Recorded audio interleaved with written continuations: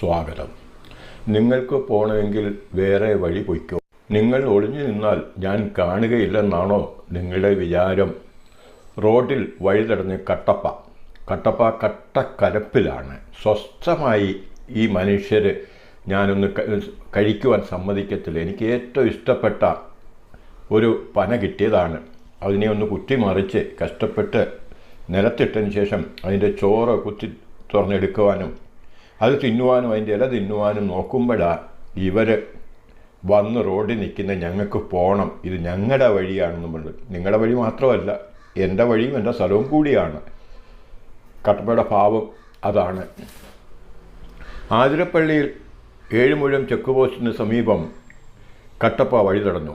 1.5 മണിക്കൂർ നേരമാണ് വഴി തടഞ്ഞത്. റോഡിൽ ഉള്ള പന കുത്തിമറിച്ചിട്ടൊന്ന് തിന്നുകയായിരുന്നു കട്ടപ്പ. വഴിയിൽ നിലയുറപ്പിച്ച് 1.5 മണിക്കൂറോളം